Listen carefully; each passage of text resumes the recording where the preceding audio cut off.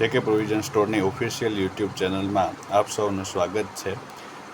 આજે આપણે રોજિંદા જીવનની જે વસ્તુઓ ખરીદીએ છીએ, સાબુ, પાવડર, શેમ્પૂ, કોલગેટ, અનાજ, દૂધ, છાશ, એમાં સરકારની જે ટેક્સ નીતિ છે એ કઈ રીતના કામ કરે છે તેના બાબતે થોડું સામાન્ય જ્ઞાન આપવા માટે આ વિડીયો બનાવેલો છે।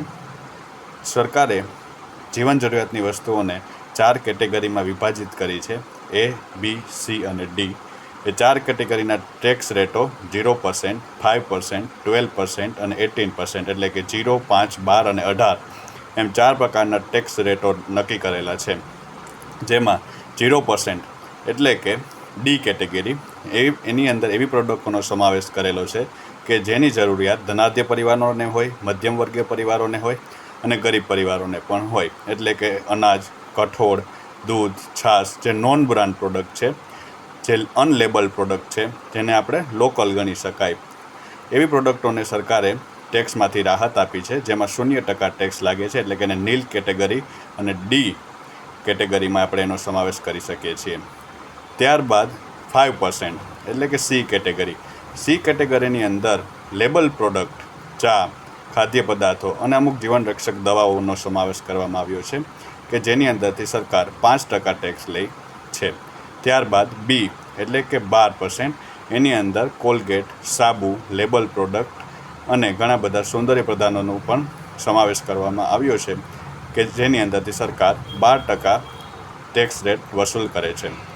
ત્યારબાદ D કેટેગરી એટલે કે 18% ટેક્સની સિરીઝ, તે મેક્સિમમ સિરીઝની અંદર એટલે કે બાઉન્ડ્રી ટચ સિરીઝમાં આપણે એનો સમાવેશ કરી શકીએ છીએ। 18% જે ટેક્સ રેટ છે તેની અંદર સરકારનો ધ્યેય એ મોટી આવક ઊભો કરવાનો છે, કારણ કે તેની અંદર જે સમાવેશ કરવામાં તમામ પ્રોડક્ટો આવી છે તે જીવન જરૂરિયાતની નથી, નોન પ્રોવિઝનલ પ્રોડક્ટ જેને કહી શકાય, કે જેની રોજિંદા જીવનમાં જરૂરિયાત રહેતી નથી, પરંતુ તે એક શોખથી વાપરવાની ચીજ વસ્તુઓ છે, એટલે કે કોસ્મેટિક પ્રોડક્ટો છે। એટલે કે આપણે એનું સાવ ગ્રાઉન્ડ બેઝનું ઉદાહરણ લઈએ તો તેની અંદર આપણે જે શેમ્પૂઓ છે, ફેશિયલ કીટો છે, હેર રિમૂવલ સ્પ્રે છે, અત્તરો, સ્પ્રેઓ છે, કે જેની જરૂરિયાત રોજિંદા જીવનને ક્યાંય અસર કરતી નથી, પણ એક શોખની વસ્તુઓ છે, એની અંદર સરકાર મહત્તમ ટેક્સ વેલ્યુ સેટ કરેલી છે 18%। એટલે કે તમે તમારી દિનચર્યામાં જે વસ્તુઓની ખરીદી કરો છો તો એ વસ્તુઓની ખરીદીમાં તમે ટેક્સ ચૂકવતા હોય તો તમે ખરીદી કરતી વખતે ખાલી સામાન્ય મગજમાં એક એવો વિચાર રાખીએ કે આપણે જે વસ્તુઓની ખરીદી કરીએ છીએ એ 4 કેટેગરીમાંથી જે કેટેગરીની હશે એમાં એ પ્રમાણે આપણા ખીચામાંથી ટેક્સ જઈ રહ્યો છે। જો તે D કેટેગરીની હશે, એટલે કે અનાજ, કઠોળ જે રોજિંદા જીવનની છે, તો તેમાં તમારો ટેક્સ જતો નથી। પછી એવી રીતના ઉપરના સ્તરે જતું જવાનું છે, D, C, B અને A। જેમ તમે A સુધીની નજીકના ગાળે પહોંચશો એમ મહત્તમ ટેક્સ પરોક્ષ રીતે તમારા ખીચામાંથી જઈ રહ્યો હશે। આ ટેક્સ SGST અને CGST એટલે કે સેન્ટ્રલ ગવર્મેન્ટ અને સ્ટેટ ગવર્મેન્ટ બંનેને જતો હોય છે। એ તો એક GST ટેક્સ પ્રણાલી મુજબ કાર્ય કરે છે, અને આ ટેક્સ એ સમયાંતરે સરકારના નક્કી કરેલા ગાળાઓ મુજબ તેમાં વધાર ઘટાડ થતો હોય છે, જેમાં ઘણી વખત વધતું હોય છે, ઘણી વખત ઘટતું હોય છે।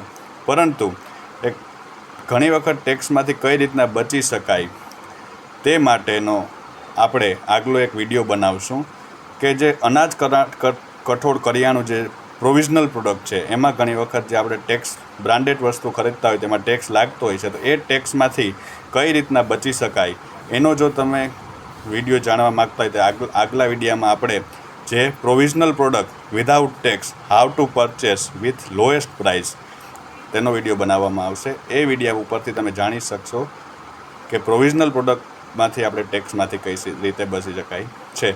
બાકી અનપ્રોવિઝનલ પ્રોડક્ટ જે છે એમાં તો એક જાગૃત નાગરિક તરીકે આપણે ટેક્સ ચૂકવવો જ જોઈએ।